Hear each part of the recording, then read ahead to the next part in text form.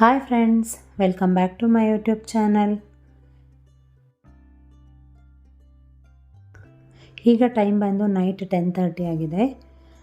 So ನಾನೀಗ ಹೋಗ್ತಾ ಇರೋವಂಥದ್ದು Yelahanka railway ಸ್ಟೇಷನ್ಗೆ. ಯಾವ ಪ್ಲೇಸ್ಗೆ ಹೋಗ್ತಿದ್ದೀವಿ ಏನು ಅಂತೇಳಿ ನಿಮಗೆ ಈ ವಿಡಿಯೋದಲ್ಲೇ ಗೊತ್ತಾಗುತ್ತೆ.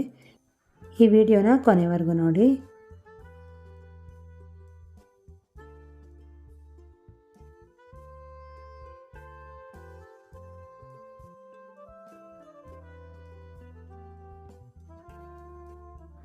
ಆ್ಯಕ್ಚುಲಿ ನಾವು ಹೋಗಬೇಕಿದ್ದು ಯಶವಂತಪುರ ರೈಲ್ವೆ ಸ್ಟೇಷನ್ಗೆ. ಯಾಕಂತೇಳಿದ್ರೆ ನಾವು ಬುಕ್ ಮಾಡಿದ್ದು ಅಲ್ಲಿಂದ, ಆದರೆ ಅಲ್ಲೇನೋ ಪ್ರಾಬ್ಲಮ್ ಅಂತೇಳಿ ತೋರಿಸ್ತಾ ಇತ್ತು. ಅಂದರೆ ನಾವು ಯಲಹಂಕ ಬರಬೇಕು ಅಂತೇಳಿ ತೋರಿಸ್ತಾ ಇತ್ತು. ಸೊ ಹಾಗಾಗಿ ನಾವು ಯಲಹಂಕ ರೈಲ್ವೆ ಸ್ಟೇಷನ್ಗೆ ಹೋಗ್ತಾ ಇದ್ದೀವಿ ಈಗ.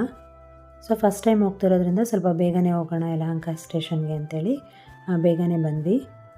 ನಮ್ಮದು ಟ್ರೈನ್ ಇದ್ದಿದ್ದು ನೈಟ್ 12 o'clockಗೆ.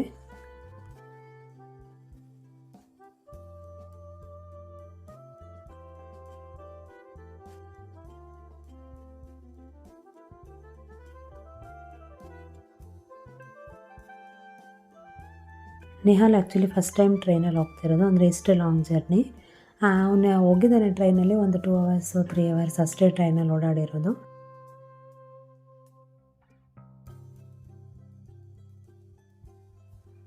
ಸೊ ಅವನಿಗೆ ಟ್ರೈನ್ ಅಂದರೆ ತುಂಬಾ ಇಷ್ಟ. ಅದು ಚಿಕ್ಕ ಮಗುನಲ್ಲಿ ಒಂದು ಸಲ ಕರ್ಕೊಂಡು ಹೋಗಿದ್ದು ಟ್ರೈನಲ್ಲಿ. ಸೊ ತುಂಬಾ ಖುಷಿ ಇತ್ತು ಅವನಿಗೆ ಟ್ರೈನಲ್ಲಿ ಹೋಗೋದು ಅಂತೇಳಿ.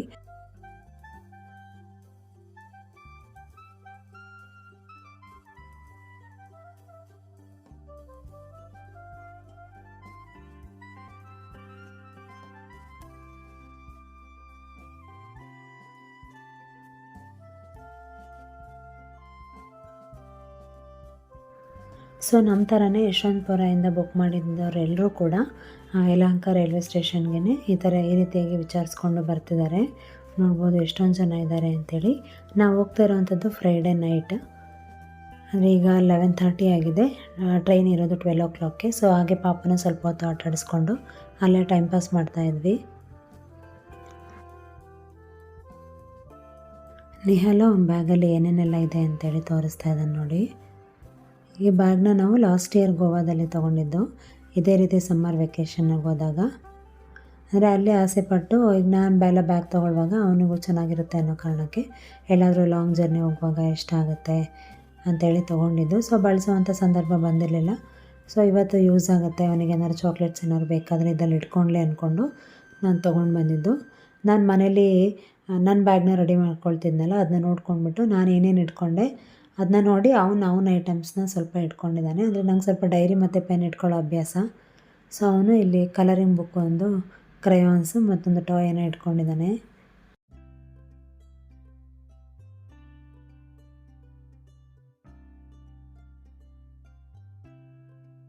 ಟೈಮ್ ಈಗ ಬಂದು 12 o'clock ಆಗಿದೆ. ಪಾಪಗೂ ಕೂಡ ಲೈಟಾಗಿ ನಿದ್ದೆ ಬರ್ತಾಯಿತ್ತು.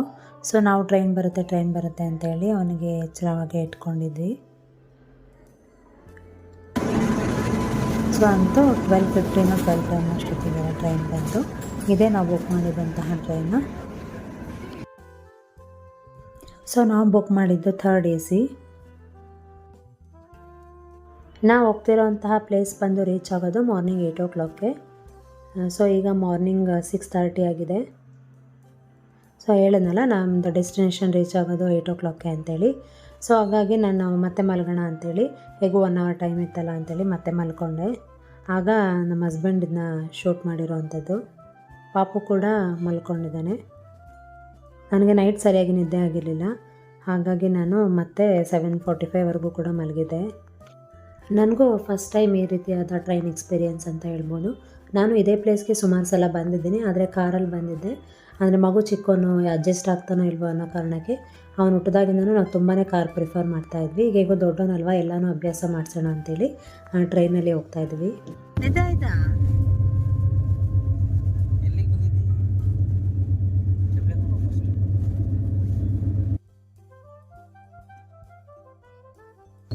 ಸೊ ಇನ್ನು 5 ನಿಮಿಷ ಇದೆ ಅನ್ನೋ ಹಾಗೆ ಪಾಪನ ಕೂಡ ಎದ್ದೇಳಿಸ್ಕೊಂಡು ನಾವು ಈಗ ಹೊರಟ್ವಿ.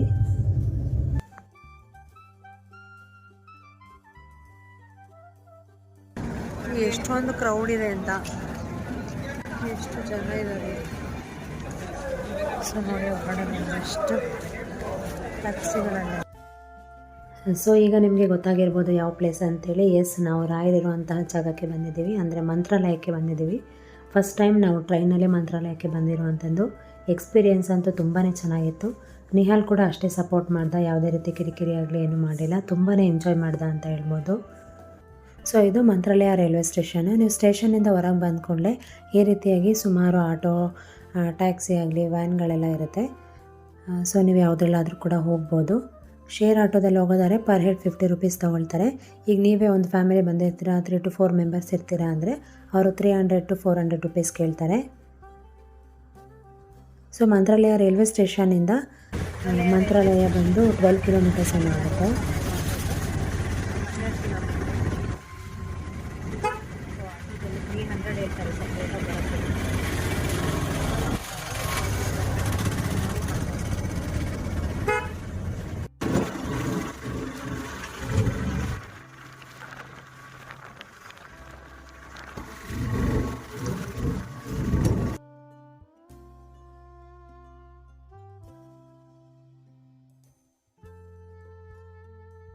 ಸೊ ಈಗ ಕಾಣ್ತಿದೆಯಲ್ಲ, ಇದು ಅಭಯ ಆಂಜನೇಯ ಟೆಂಪಲ್ ಅಂತೇಳಿ. ಇದಕ್ಕೂ ಕೂಡ ನಾನು ವಿಸಿಟ್ ಮಾಡ್ತೀನಿ, ಆವಾಗ ನಿಮಗೆ ಕ್ಲಿಪ್ಪಿಂಗ್ಸ್ ಕೂಡ ಆ್ಯಡ್ ಮಾಡ್ತೀನಿ. ಸೊ ಈಗ ನಾವು ಮಂತ್ರಾಲಯಕ್ಕೆ ಬಂದ್ವಿ. ಅವರ ಆರ್ಚ್ ಹತ್ರನೇ ನಮ್ಮನ್ನು ಡ್ರಾಪ್ ಮಾಡ್ತಾರೆ.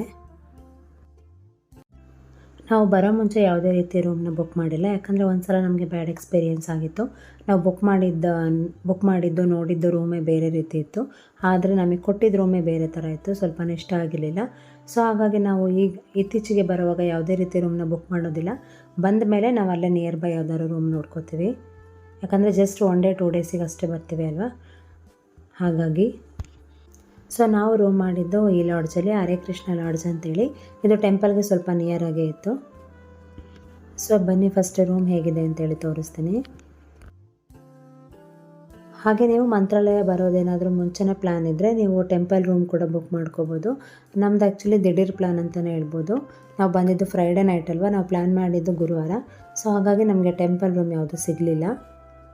ಸೊ ನೀವು 3 to 4 days ಅರ್ಲಿ ಏನಾದ್ರು ಬುಕ್ ಮಾಡ್ತೀರಾ ಅಂದರೆ ಆರಾಮಾಗಿ ನಿಮಗೆ ಟೆಂಪಲ್ ರೂಮ್ ಸಿಗುತ್ತೆ, ಕಡಿಮೆ ರೇಟಿಗೂ ಕೂಡ ಚೆನ್ನಾಗಿರುತ್ತೆ ಅಂತ ಹೇಳ್ಬೋದು. ಆದರೆ ನಾನು ಕೇಳಿದ್ದೀನಿ, ಯಾವತ್ತೂ ಸ್ಟೇ ಮಾಡಿಲ್ಲ. ನಾವು ಯಾವಾಗ ಬಂದರೂ ಅಷ್ಟೇ ದಿಢೀರ್ ಅನ್ನಂಗೆ ಬರ್ತೀವಿ, ಯಾಕಂದರೆ ಅದೇನೋ ಮಂತ್ರಾಲಯ ಹೋಗಬೇಕು ಅಂತ ಅನಿಸಿದ ಕೂಡಲೇ ಹೋಗಬೇಕು ಅಂತ ಅನಿಸುತ್ತೆ. ಹಾಗೆ ಅದು ಹಾಗೆ ಕೂಡ ಬರುತ್ತೆ, ತಕ್ಷಣವೇ ಹೋಗ್ಬಿಟ್ಟು ಬರ್ತೀವಿ. ಹಾಗೆ ರೂಮ್ ಪ್ರೈಸು ಅಷ್ಟೇ ನಿಮಗೆ 1000 ರೂಪಾಯಿಂದ 1500 ರೂಪಾಯಿ ಮೇಲೂ ಕೂಡ ಸಿಗುತ್ತೆ. ಬಟ್ ಹೇಗೆ ಅಂದರೆ ವೀಕೆಂಡ್ ಆಗಿರೋದ್ರಿಂದ ಸ್ವಲ್ಪ ಕಾಸ್ಟ್ಲಿ ಅಂತ ಹೇಳ್ಬೋದು. ನಿಮಗೆ ಅದರ್ ಡೇಸ್ ಅಂದರೆ ಮಂಡೇ ಟು ಫ್ರೈಡೇ ಆ್ಯಕ್ಚುಲಿ ನಾರ್ಮಲಾಗಿ ಕಡಿಮೆ ರೇಟಿಗೆ ಸಿಗುತ್ತೆ ಅಂತ ಹೇಳ್ಬೋದು. ವೀಕೆಂಡ್ ಅಂದರೆ ನಮಗೂ ಅಷ್ಟೇ, ನಾವು ಬಂದಿದ್ದು ಸಾಟರ್ಡೆ ಅಲ್ವಾ ಮಂತ್ರಾಲಯಕ್ಕೆ, ಸ್ವಲ್ಪ ಜಾಸ್ತಿನೇ ಹೇಳಿದ್ರು ಪ್ರೈಸು. ನೀವು ಜಸ್ಟು ಡೇಸ್ ಸ್ಟೇ ಮಾಡಿ ಹೋಗ್ತೀರಾ ಅಂತ ಹೇಳಿದ್ರೆ ಕಡಿಮೆನೇ ಹೇಳ್ತಾರೆ. ನೀವೇನಾದ್ರು ಒಂದು ನೈಟ್ ಸ್ಟೇ ಮಾಡ್ತೀರಾ ಅಂತ ಹೇಳಿದ್ರೆ ಸ್ವಲ್ಪ ಕಾಸ್ಟ್ಲಿ ಹೇಳ್ತಾರೆ. ನಮಗೆ ಒಂದು ನೈಟ್ ಬೇಕಿತ್ತು, ಅಂದರೆ ನಮಗೆ ಟ್ರೈನ್ ಇರೋದು ನೆಕ್ಸ್ಟ್ ಡೇ ಮಾರ್ನಿಂಗು, ಹಾಗಾಗಿ ನಮಗೆ ನಾವು 24 hours ಕೇಳಿದ್ವಿ. ಹಾಗಾಗಿ ನಮಗೆ ಈ ರೂಮ್ನ 2500 ರೂಪಾಯಿಗೆ ಅವರು ಹೇಳಿರೋ ಅಂಥದ್ದು. ಅಂದರೆ ಅವರು ಹೇಳಿದ್ರು, ನೀವು ವೀಕ್ ಡೇಸಲ್ಲಿ ಬಂದರೆ ನಾವು ನಿಮಗೆ 1:30-2 ಕೊಡ್ತೀವಿ, ಬಟ್ ವೀಕೆಂಡ್ ಆಗಿರೋದ್ರಿಂದ ಸ್ವಲ್ಪ ಕಾಸ್ಟ್ಲಿನೇ ಇರುತ್ತೆ ಅಂತೇಳಿ. ಆಮೇಲೆ ನಾವು ಸ್ವಲ್ಪ ಹೊತ್ತು ರೆಸ್ಟ್ ಮಾಡಿ ಫ್ರೆಶ್ ಅಪ್ ಆಗಿ ನಾವು ಬಂದಿದ್ದು ಮಾಮೀಸ್ ಹೋಟೆಲ್ ಅಂತೇಳಿ. ನಾನು ಆ್ಯಕ್ಚುಲಿ ಇನ್ಸ್ಟಾಗ್ರಾಮಲ್ಲಿ ನೋಡಿದ್ದೆ, ತುಂಬಾ ಫೇಮಸ್ ಹೋಟೆಲ್ ಅಂತ ಹೇಳ್ಬೋದು. ಸೊ ಈಗ ನಾವು ರೂಮ್ ಮಾಡಿದ್ವಲ್ಲ ಅದೇ ರೋಡಲ್ಲೇ ಇತ್ತು ಈ ಹೋಟೆಲು. ಸೊ ಹಾಗಾಗಿ ಇಲ್ಲೇ ಬ್ರೇಕ್ಫಾಸ್ಟ್ ಮಾಡೋಣ ಅಂತೇಳಿ ಬಂದ್ವಿ. ಬಂದ ಕೂಡಲೇ ಆ್ಯಕ್ಚುಲಿ ತುಂಬಾ ರಶ್ ಇತ್ತು, ಹೋಗೋದಾ ಬೇಡವಾ ಅಂದ್ಕೊಂಡ್ವಿ. ಒಂದು 5 ನಿಮಿಷ ಲೇಟ್ ಆದರೂ ಪರವಾಗಿಲ್ಲ ಅಂತೇಳಿ ಟೇಸ್ಟ್ ಮಾಡೋಣ ಫುಡ್ ಹೇಗಿದೆ ಅಂತೇಳಿನೇ ಸ್ವಲ್ಪ ಹೊತ್ತು ವೆಯ್ಟ್ ಮಾಡಿ ನಾವು ಕೂಡ ಟಿಫನ್ನ ತೊಗೊಂಡ್ವಿ. ಈ ರೀತಿ ಕಾಂಬೋ ಆಗಿ ಕೊಡ್ತಾರೆ, ತುಂಬಾ ಚೆನ್ನಾಗಿತ್ತು ಟೇಸ್ಟ್ ಕೂಡ. ನಿಹಾಲ್ಗೆ ತುಂಬಾ ಇಷ್ಟ ಆಯಿತು, ಅಂದರೆ ಯಾವ್ದು ಬೇಕಾದ ತಿನ್ಬೋದಲ್ವ, ಹಾಗಾಗಿ. ಟಿಫನ್ನ ಮಾಡಿಕೊಂಡು ನೆಕ್ಸ್ಟ್ ನಾವು ರೂಮ್ಗೆ ಹೋದ್ವಿ. ರೂಮ್ಗೆ ಹೋಗಿ ಎಲ್ಲರೂ ಕೂಡ ಸ್ನಾನ ಮಾಡಿಕೊಂಡು ಮತ್ತೆ ದರ್ಶನಕ್ಕೆ ಅಂತೇಳಿ ಈಗ ಬಂದ್ವಿ. ಸೊ ರೈಲ್ವೆ ಸ್ಟೇಷನ್ ಹತ್ರ ಎಲ್ಲ ತುಂಬಾ ಜನ ಇದ್ರಲ್ಲ, ಸೊ ನಾವು ಹಾಗೆ ಅಂದ್ಕೊಂಡ್ವಿ ಟೆಂಪಲ್ ಕೂಡ ತುಂಬಾ ಕ್ರೌಡ್ ಇರುತ್ತೆ, ಸೊ ಹಾಗಾಗಿ ತುಂಬಾ ಲೇಟ್ ಆಗ್ಬೋದು ಅಂತ ಗೆಸ್ ಮಾಡಿಕೊಂಡು ನಾವು ಕೂಡ ಬಂದ್ವಿ. ಸೊ ಆದರೆ ಬಂದಾಗಲೇ ಗೊತ್ತಾಗಿದ್ದು ತುಂಬ ಏನು ಕ್ರೌಡ್ ಅನ್ನಿಸ್ತಿರ್ಲಿಲ್ಲ, ಆರಾಮಾಗಿ ದರ್ಶನ ಆಗ್ತಾಯಿತ್ತು. ಒಂದು 5-10 ನಿಮಿಷಕ್ಕೆಲ್ಲ ತುಂಬಾ ಚೆನ್ನಾಗಿ ದರ್ಶನ ಆಯಿತು ಅಂತ ಹೇಳ್ಬೋದು. ಸೊ ನೀವೇ ನೋಡ್ಬೋದು, ತುಂಬ ಏನು ಜನ ಇರಲಿಲ್ಲ. ಸೊ ಫಸ್ಟ್ ನಾವು ಅಲ್ಲಿ ಲಕ್ಷ್ಮೀ ದೇವಸ್ಥಾನ ಇದೆಯಲ್ಲ ಇಲ್ಲಿ ಬಂದು ಆ ದರ್ಶನ ಮಾಡಿಕೊಂಡು ನಂತರ ನಾವು ರಾಯರ ದರ್ಶನಕ್ಕೆ ಅಂತೇಳಿ ಬಂದ್ವಿ. ಇಷ್ಟು ವರ್ಷ ನಾನು ರಾಯರ ದರ್ಶನ ಮಾಡಿದ್ದೀನಲ್ವ, ನನಗೆ ಎಲ್ಲ ಸಲಕ್ಕಿಂತ ಈ ಸಲ ತುಂಬಾ ಚೆನ್ನಾಗಿ ದರ್ಶನ ಆಯಿತು ಅಂತ ಹೇಳ್ಬೋದು. ತುಂಬ ಹೊತ್ತು ನಾವಲ್ಲಿ ನಿಂತ್ಕೊಂಡು ರಾಯರ ದರ್ಶನ ಮಾಡಿದ್ವಿ. ತುಂಬಾ ಸಮಾಧಾನ ಕೂಡ ಆಯಿತು. ಸೊ ನೋಡ್ಬೋದು ನೀವಲ್ಲಿ ನಿಹಾಲ್ ಅವರಪ್ಪಂಗೆ ಎಷ್ಟು ಇರಿಟೇಟ್ ಮಾಡ್ತಿದ್ದಾನೆ ಅಂತೇಳಿ. ಅವನಿಗೆ ಅವರಪ್ಪ ಸೈಲೆಂಟಾಗಿರೋದು ಇಷ್ಟ ಇಲ್ಲ, ಅವನ ಜೊತೆ ಕಿತಾಪತಿ ಮಾಡಬೇಕು. ಸೊ ಹಾಗಾಗಿ ಅವ್ರನ್ನ ತುಂಬ ಡಿಸ್ಟರ್ಬ್ ಮಾಡ್ತಾ ಇದ್ದಾನೆ. ಇದು ಒಳಗಡೆ ಮಾಡಿರೋಂತಹ ವಿಡಿಯೋ.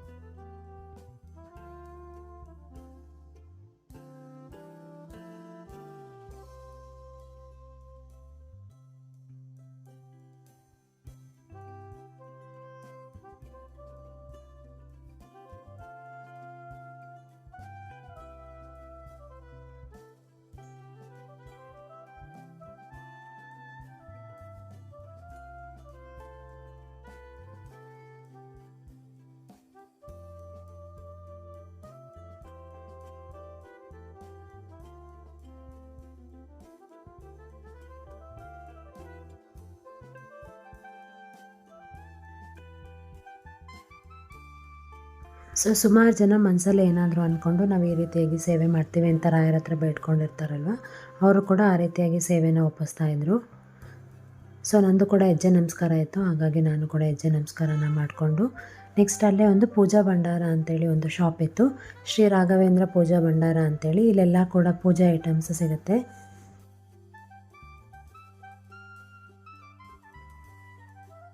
ನಾನು ಕೆಲವೊಂದು ಸಾಮಾನುಗಳನ್ನ ತಗೊಂಡೆ.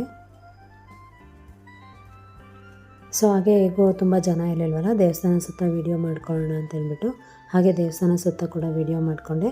ಹಾಗೆ ಅಲ್ಲಿ ರಾಘವೇಂದ್ರ ಸ್ವಾಮಿಗಳ ಫೋಟೋ ಕೂಡ ಸಿಗ್ತಾಯಿತ್ತು. ಚಿಕ್ಕ ಸೈಜಿಂದ ಹಿಡಿದು ದೊಡ್ಡ ಸೈಜ್ವರೆಗೂ ಕೂಡ ಫೋಟೋಸ್ ಇತ್ತು.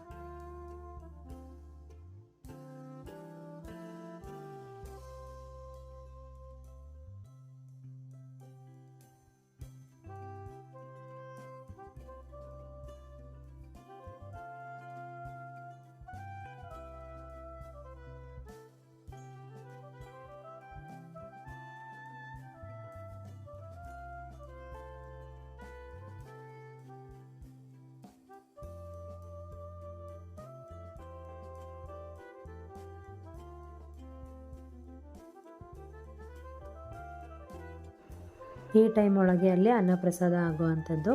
ನಾವು ಕೂಡ ದರ್ಶನ ಎಲ್ಲ ಮುಗಿಸ್ಕೊಂಡು ಊಟಕ್ಕೆ ಅಂತೇಳಿ ಊಟದ ಹಾಲ್ ಹತ್ರ ಬಂದ್ವಿ.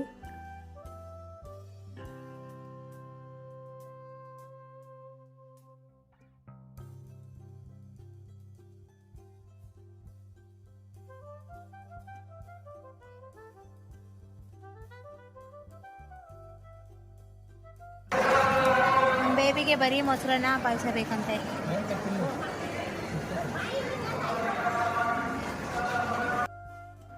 ಊಟ ಎಲ್ಲ ಮುಗಿಸ್ಕೊಂಡು ಮತ್ತೆ ನಾವು ಟೆಂಪಲ್ ಹತ್ರನೇ ಬಂದ್ವಿ, ಪ್ರಸಾದ ತೊಗೋಬೇಕಲ್ಲ ಹಾಗಾಗಿ.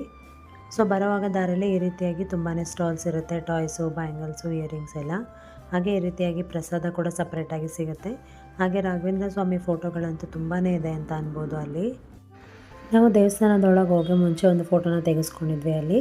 ಒಂದು ಫೋಟೋಗೆ 100 ರುಪೀಸ್ ಅಂತ ಹೇಳಿದ್ರು. ನಾವು ಕೂಡ ಒಂದು ಫೋಟೋನ ತೆಗೆಸ್ಕೊಂಡ್ವಿ. ಸೊ ಆಮೇಲೆ ಇಲ್ಲಿ ಪ್ರಸಾದ ತೊಗೊಳಕ್ಕೆ ಅಂತೇಳಿ ನಿಹಾಲ್ ಮತ್ತು ಅವರಪ್ಪ ಹೋಗ್ತಾ ಇದ್ದಾರೆ. ಸೊ ತುಂಬಾ ಬಿಸಿಲಿತ್ತು ಅಂತ ಹೇಳ್ಬೋದು. ಆಮೇಲೆ ನಾವು ಪ್ರಸಾದ ಎಲ್ಲ ತೊಗೊಂಡು ರೂಮ್ಗೆ ಹೋದ್ವಿ. ಸ್ವಲ್ಪ ಹೊತ್ತು ರೆಸ್ಟ್ ಮಾಡಿಬಿಟ್ಟು ಮತ್ತೆ ಹೊರಗೆ ಹೋಗೋಣ ಅಂತೇಳಿ ಮತ್ತೆ ರೆಡಿಯಾಗಿ ಹೊರಗೆ ಬಂದ್ವಿ. ಅಂದರೆ ಅಲ್ಲಿ ನಿಯರ್ ಯಾವ್ಯಾವ ಪ್ಲೇಸಸ್ ಇದೆ ಆ ಪ್ಲೇಸಸ್ಗೆಲ್ಲ ಹೋಗೋಣ ಅಂತೇಳ್ಬಿಟ್ಟು ಮತ್ತೆ ರೆಡಿಯಾಗಿ ಹೊರಗೆ ಹೊರಟ್ವಿ. ಈಗ ನಾವು ಹೋಗ್ತಿರೋವಂಥದ್ದು ಶೇರಿಂಗ್ ಆಟೋನಲ್ಲಿ. ಅಲ್ಲಿ ನಿಮಗೆ ಆರ್ಚ್ ಹತ್ರನೇ ನಿಮಗೆ ತುಂಬಾ ಶೇರಿಂಗ್ ಆಟೋಗಳೆಲ್ಲ ಸಿಗುತ್ತೆ. ಪರ್ ಪರ್ಸನ್ 150 ರುಪೀಸ್ ತೊಗೊಳ್ತಾರೆ. 10 ಜನನ ಸೇರಿಸ್ಕೊಂಡು ಅವರು ಈ ರೀತಿಯಾಗಿ ಟ್ರಿಪ್ ಹೋಗ್ತಾರೆ. ಅಂದರೆ ಒಂದು 4ರಿಂದ 5 ಪ್ಲೇಸಸ್ನ ತೋರಿಸ್ತಾರೆ. 2.5 ಗಂಟೆಯಿಂದ 3 ಗಂಟೆ ಆಗುತ್ತೆ ಅಂತ ಹೇಳಿದ್ರು. ಸೊ ಫಸ್ಟ್ ಬಂದಿದ್ದ ಪ್ಲೇಸೇ ನಾವು ಇಲ್ಲಿ ಅಭಯ ಆಂಜನೇಯ ಟೆಂಪಲ್ಗೆ.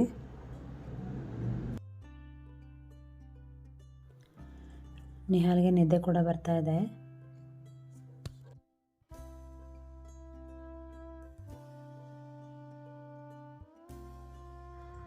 ಟೆಂಪಲ್ ಮುಗಿಸ್ಕೊಂಡು ನೆಕ್ಸ್ಟ್ ನಾವು ಬಂದಿದ್ದು ಬೆಚ್ಚಾಲೆಗೆ. ಬೆಚ್ಚಾಲೆಯಲ್ಲಿ ನಾವು ಫಸ್ಟು ರಾಘವೇಂದ್ರ ಸ್ವಾಮಿಗಳ ಬೃಂದಾವನದ ಹತ್ರ ಬಂದ್ವಿ.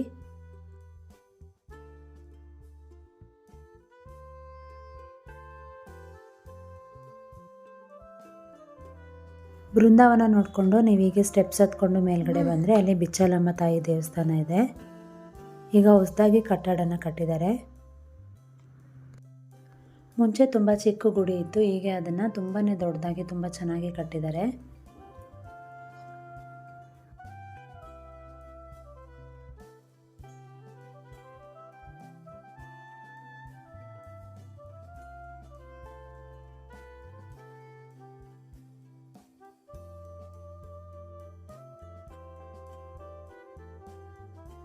ಬೃಂದಾವನ ಹತ್ರನೇ ಕೆಲವೊಂದು ಅಂಗಡಿಗಳು ಕೂಡ ಇದೆ. ಆದರೆ ತುಂಬಾ ಬಿಸಿಲಾಗಿರೋದ್ರಿಂದ ಬರೀ ಎಲ್ಲೋದ್ರೂ ಮಜ್ಜಿಗೆ, ಎಳ್ನೀರು, ಈ ರೀತಿ ಜ್ಯೂಸ್ ಐಟಮ್ಸೇ ಸಿಗ್ತಾಯಿತ್ತು. ಅಲ್ಲಿಂದ ನಾವು ಬಂದಿದ್ದು ಅಪ್ಪಣ್ಣಾಚಾರ್ಯರ ಮನೆಗೆ. ಈ ಮನೆ ಬಗ್ಗೆ ಅಲ್ಲಿರೋರೆ ಸಂಪೂರ್ಣವಾಗಿ ಇದ್ರ ಬಗ್ಗೆ ಮಾಹಿತಿನ ನೀಡಿದ್ದಾರೆ. ನೀವು ಕೂಡ ಕೇಳಿಸ್ಕೋಬೋದು ಅದನ್ನು.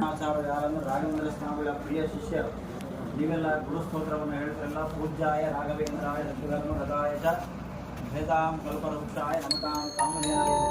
ಆ ಗುರುಸ್ತೋತ್ರವನ್ನು ರಚನೆ ಮಾಡಿದಂಥ ಬರೆದಂಥ ಮಹಾನುಭಾವರೇ ಅಪ್ಪಣ್ಣಾಚಾರ್ಯರು. ಇದು ಅವರು ಹುಟ್ಟಿದಂಥ ಊರು ಅಪ್ಪಣ್ಣಾಚಾರ್ಯರ ಮನೆ.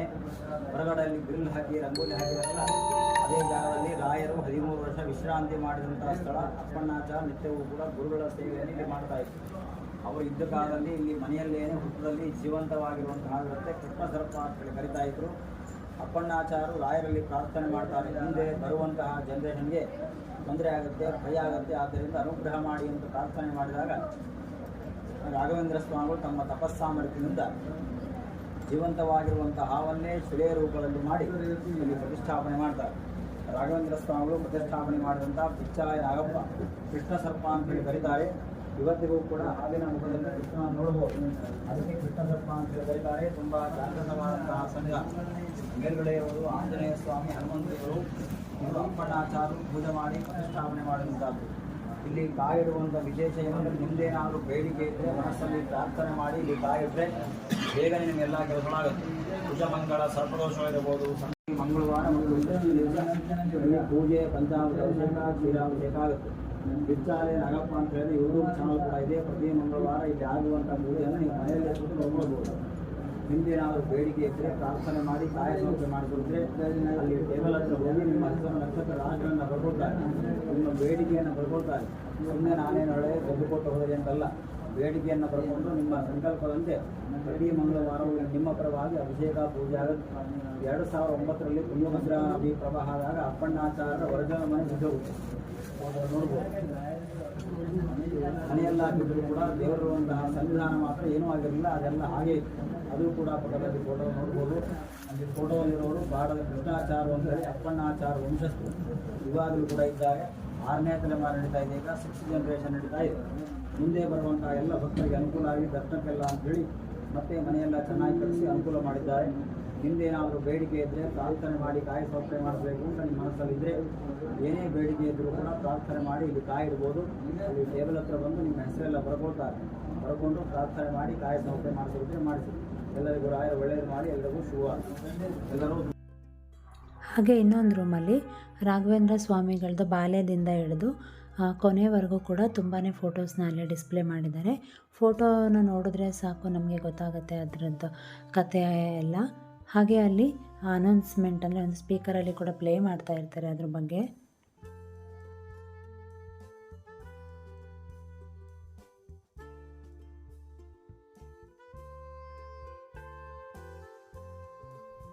ಇದು ರಾಘವೇಂದ್ರ ಸ್ವಾಮಿಗಳ ಸಂಕ್ಷಿಪ್ತ ಜೀವನ ಮಾಹಿತಿ.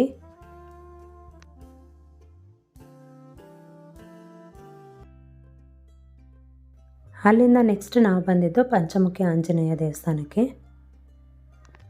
ಸೊ ನಾವು ಹೀಗೆ ದೇವಸ್ಥಾನಕ್ಕೆ ಹೋಗುವಾಗ ದಾರಿಲೇ ಈ ರೀತಿ ಪಕ್ಕದಲ್ಲೆಲ್ಲ ಸ್ಟಾಲ್ಸ್ ಇರುತ್ತೆ. ಈ ಕಡೆ ಒಂದು ಸೈಡ್ ಪೂರ್ತಿ ಬರೀ ಟಾಯ್ಸ್ದೇ ಶಾಪ್ ಇತ್ತು ಅಂತ ಹೇಳ್ಬೋದು. ಟೆಂಪಲ್ ಆಪೋಸಿಟ್ ಎಲ್ಲ ನಮಗೆ ಸ್ನ್ಯಾಕ್ಸ್ದು ಶಾಪ್ ಇದೆ.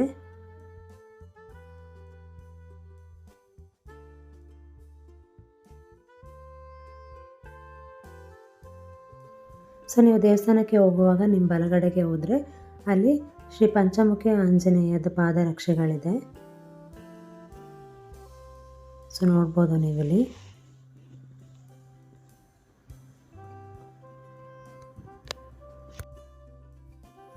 ಪಂಚಮುಖಿ ಆಂಜನೇಯ ದೇವರದು ದರ್ಶನ ಬಂದು ಬೆಳಗ್ಗೆ 8 ಗಂಟೆಯಿಂದ ಸಂಜೆ 5 ಗಂಟೆವರೆಗೂ ಮಾತ್ರ ಇರುತ್ತೆ. ಸೊ ನೀವು ಯಾರಾದರೂ ಹೋಗೋರಿದ್ರೆ ಆ ಟೈಮಿಂಗ್ಸ್ನ ತಿಳ್ಕೊಂಡು ನೀವು ಆ ದೇವಸ್ಥಾನಕ್ಕೆ ಹೋಗಿ. ನಾವು ದೇವ್ರ ದರ್ಶನ ಎಲ್ಲ ಮುಗಿಸ್ಕೊಂಡು ಹೊರಗಡೆಗೆ ಬಂದ್ವಿ. ಆ್ಯಕ್ಚುಲಿ ಇದು ಮಂತ್ರಾಲಯದಲ್ಲೇ ಬ್ರಿಂಜಾಲ್ ಬಜ್ಜಿ ಫೇಮಸ್ ಅಂತಲೇ ಹೇಳ್ಬೋದು, ಅಂದರೆ ಬದನೆಕಾಯಿ ಬಜ್ಜಿ. ಸೊ ಇಲ್ಲಿ ಹೆಂಗೂ ಸಂಜೆ ಟೈಮ್ ಆಗಿತ್ತು, ನಾವು ಬರೋ ಅಷ್ಟೊತ್ತಿಗೆ 4:30 5 o'clock ಆಗಿತ್ತು. ಸೊ ಇಲ್ಲಿ ಟೆಂಪಲ್ ಅಪೋಸಿಟು ಬದನೆಕಾಯಿ ಬಜ್ಜಿ ಹಾಗೆ ಉದ್ದಿನವಡೆ ಆಗಲಿ ಬೇರೆ ಮೆಣಸಿನ್ಕಾಯಿ ಬಜ್ಜಿ ಎಲ್ಲ ಮಾರ್ತಾಯಿದ್ರು.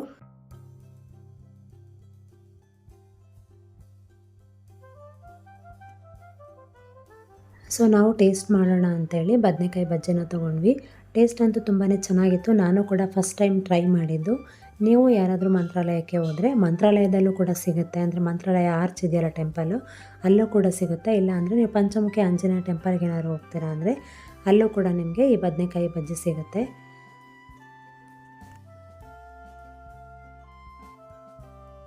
ಸೊ ನಾವು ಎಲ್ಲ ಪ್ಲೇಸಸ್ನ ಕವರ್ ಮಾಡಿಕೊಂಡು ನೆಕ್ಸ್ಟ್ ಮಂತ್ರಾಲಯಕ್ಕೆ ಈಗ ಹೋಗ್ತಾ ಇದ್ದೀವಿ.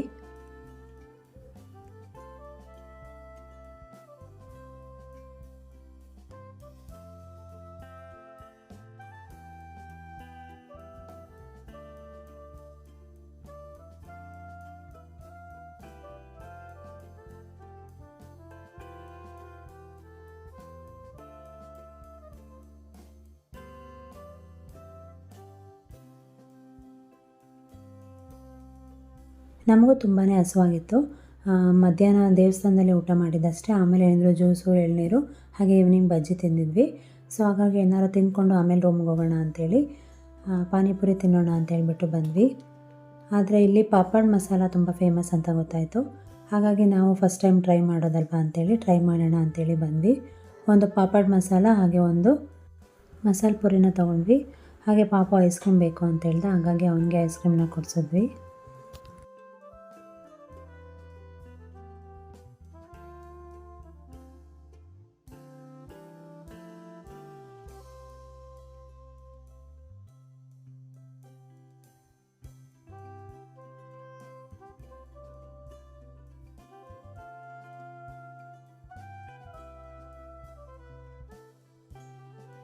ಎಲ್ಲನೂ ತಿಂದ್ಕೊಂಡು ಮತ್ತು ನಾವು ಈವ್ನಿಂಗ್ 7:30 ಏನೋ ಆಗಿತ್ತು, ಅಷ್ಟೊತ್ತಿಗೆ ರೂಮ್ಗೆ ಹೋಗಿ ಸ್ವಲ್ಪ ಹೊತ್ತು ರೆಸ್ಟ್ ಮಾಡೋಣ ಅಂತೇಳಿ ಬಂದ್ವಿ. ಸ್ವಲ್ಪ ಹೊತ್ತು ರೆಸ್ಟ್ ಮಾಡಿದ್ಮೇಲೆ ಪಾಪುಗೆ ಹೇಗೆ ಊಟ ಮಾಡಿರಲಿಲ್ಲ, ಮಧ್ಯಾಹ್ನ ದೇವಸ್ಥಾನದಲ್ಲಿ ಊಟ ಮಾಡಿದ್ದಷ್ಟೇ. ಅವನು ಅಷ್ಟೇ ಸ್ವಲ್ಪ ಲಿಕ್ವಿಡ್ ಐಟಮ್ಸ್ನ ತೊಗೊಂಡಿದ್ದ, ಅವನಿಗೆ ಊಟ ಮಾಡಿಸ್ಬೇಕು ಅಂಥೇಳಿ ನಾವೀಗ ಹೊರಗಡೆ ಬಂದ್ವಿ. ನಮಗೇನು ಊಟ ಮಾಡೋ ಹಾಗಿರಲಿಲ್ಲ. ಸೊ ಹಾಗೆ ದೇವಸ್ಥಾನದಲ್ಲಿ ನೈಟ್ ಲೈಟಿಂಗ್ಸ್ ಎಲ್ಲ ಚೆನ್ನಾಗಿರುತ್ತಲ್ವ, ಆರ್ಚ್ ತುಂಬಾ ಚೆನ್ನಾಗಿ ಕಾಣುತ್ತೆ ಅಂತ ಹೇಳ್ಬಿಟ್ಟು ನಾವು ಹಾಗೆ ವಾಕ್ ಆದಾಗೆ ಆಗುತ್ತೆ ಅಂಥೇಳಿ ಬಂದ್ವಿ. ಇವಾಗ ಸೊ ನೋಡ್ಬೋದು ನೀವೇ ಲೈಟಿಂಗ್ಸ್ ಎಷ್ಟು ಚೆನ್ನಾಗಿ ಕಾಣ್ತಿದೆ ಅಂತೇಳಿ. ನೈಟು ಆರ್ಚ್ ಹತ್ರ ಎಲ್ಲ ಓಡಾಡೋಕ್ಕೆ ತುಂಬ ಚೆನ್ನಾಗಿರುತ್ತೆ. ತುಂಬ ಜನ ಅಷ್ಟೇ ರಿಲ್ಯಾಕ್ಸ್ ಕೂಡ ಮಾಡ್ಕೋತಿರ್ತಾರೆ ಅಲ್ಲಿ. ಆ್ಯಕ್ಚುಲಿ ಈ ವಿಡಿಯೋ ಸ್ವಲ್ಪ ಲೆಂತಿ ಆಯಿತು ಅಂತಲೇ ಹೇಳ್ಬೋದು. ಯಾಕಂದರೆ ನಾನು ಪೂರ್ತಿ ದಿನದ ವೀಡಿಯೋನ ಒಂದರಲ್ಲೇ ಹಾಕಬೇಕು ಅಂಥೇಳಿ ಅಂದ್ಕೊಂಡಿದ್ದೆ. ಯಾಕಂದರೆ ನೋಡೋರಿಗೂ ಅಷ್ಟೇ ಮತ್ತು ಇನ್ನೊಂದು ಆಫ್ ಅಂದರೆ ಕೆಲವೊಬ್ಬರು ನೋಡೋದಿಲ್ಲ. ಹಾಗಾಗಿ ಯಾರಿಗಾದ್ರೂ ಹೆಲ್ಪ್ ಆಗುತ್ತೆ ಅನ್ನೋ ಕಾರಣಕ್ಕೆ ಸ್ವಲ್ಪ ಲೆಂತಿ ಆದರೂ ಪರವಾಗಿಲ್ಲ, ನಾನು ಒನ್ ಡೇ ಕಂಪ್ಲೀಟ್ ಕವರ್ ಮಾಡಬೇಕು ಅಂಥೇಳಿ ಈ ವಿಡಿಯೋದಲ್ಲಿ ಕಂಪ್ಲೀಟ್ ಒನ್ ಡೇದ ಟ್ರಿಪ್ನ ನಾನು ಹಾಕಿದ್ದೀನಿ. ನಿಮ್ಮೆಲ್ಲರಿಗೂ ಈ ವಿಡಿಯೋ ಇಷ್ಟ ಆಗಿದೆ ಅಂತ ಅಂದ್ಕೊಂಡಿದ್ದೀನಿ. ಯಾರಿಗಾದರೂ ಈ ವಿಡಿಯೋಯಿಂದ ಸ್ವಲ್ಪ ಇನ್ಫಾರ್ಮೇಷನ್ ಸಿಗುತ್ತೆ ಅಂತ ಅನಿಸಿದ್ರೆ ಈ ವಿಡಿಯೋಗೆ ಒಂದು ಲೈಕ್ ಕೊಡಿ. Thank you for watching this video. Take care.